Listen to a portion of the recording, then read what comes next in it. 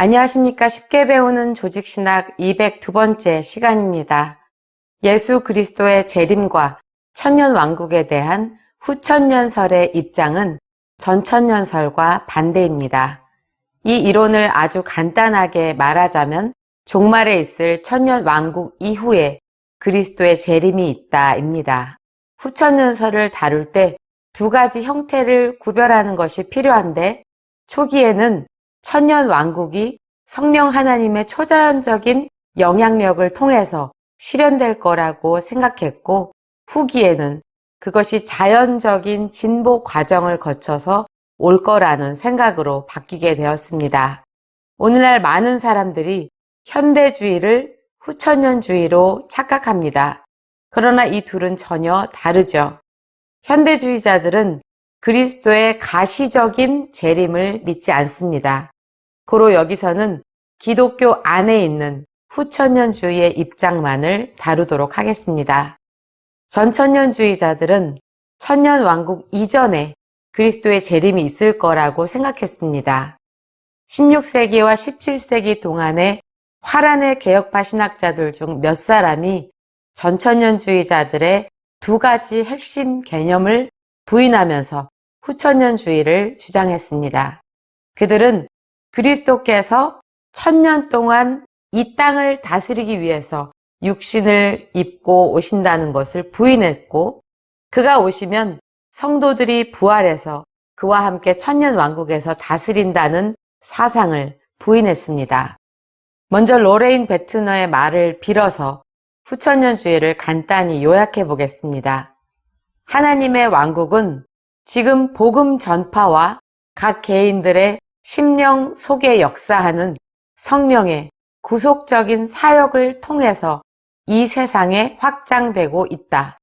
세상은 점점 기독교화 될 것이다.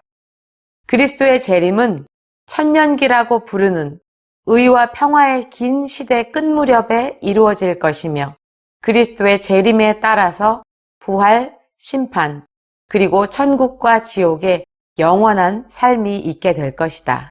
대부분의 후천년주의자들은 그리스도께서 재림하시기 전에 성령으로 말미암아 참 기독교가 사실상 승리하는 성숙한 시대가 올 것을 믿습니다. 성령 하나님의 특별한 영향 아래에 전투하는 교회가 놓이게 되고 순교자들의 영들이 나타나고 참된 신앙이 촉진되어서 부흥하게 될 것이다. 그리하여서 그리스도 안에서의 능력을 강하게 의식하게 되고 안팎의 악의 세력에 대항해서 이전과는 비교할 수 없을 정도로 승리하게 될 것이다 라고 말합니다.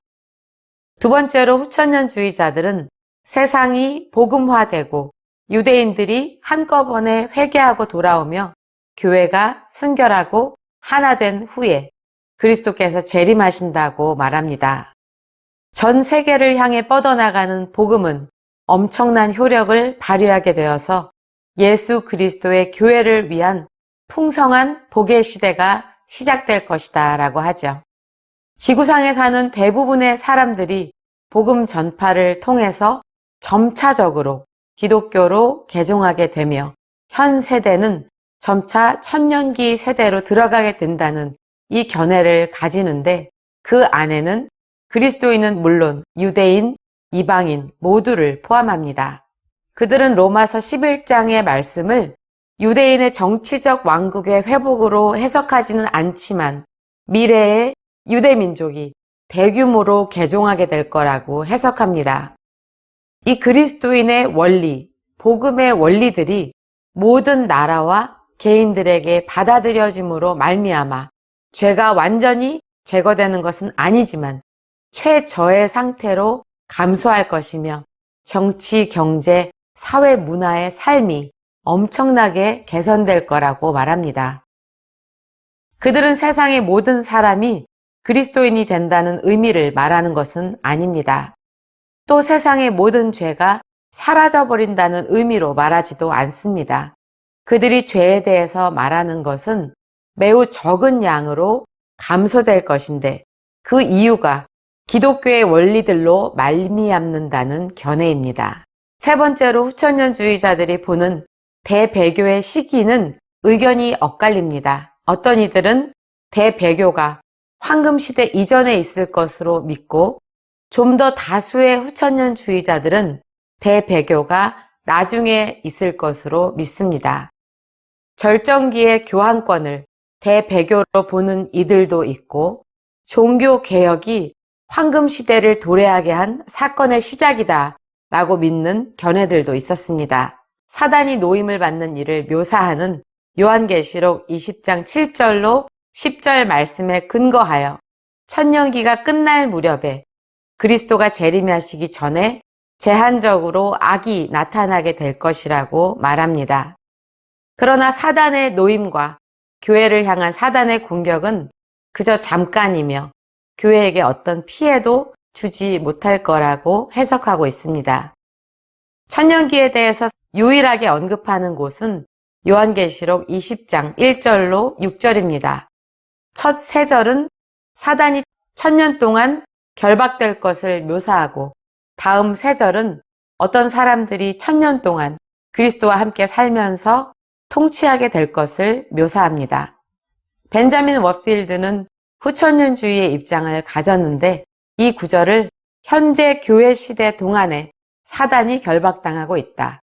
현 세대 기간 중에 죽은 신자들의 영혼들이 그리스도와 함께 하늘에서 통치한다 라고 해석합니다. 로레인 베트너도 이와 같이 해석하죠. 이런 부분은 무천년주의의 일반적인 해석과 동일합니다. 후천년주의자들 중에 마르셀러스 킥은 6절의 첫째 부활을 신자가 이 땅에서 겪는 중생으로 보고 4절의 보좌들은 그리스도의 백성들이 지금 이 땅에서 그리스도와 함께 왕권을 행사하는 것으로 해석합니다. 후천년주의자들은 하나님의 왕국이 현재적으로 실제한다는 것, 그것은 성격상 영적이라는 것, 교회는 그리스도께서 자기의 왕국 권세를 가지고 오게 하는 신적 제도라고 믿습니다.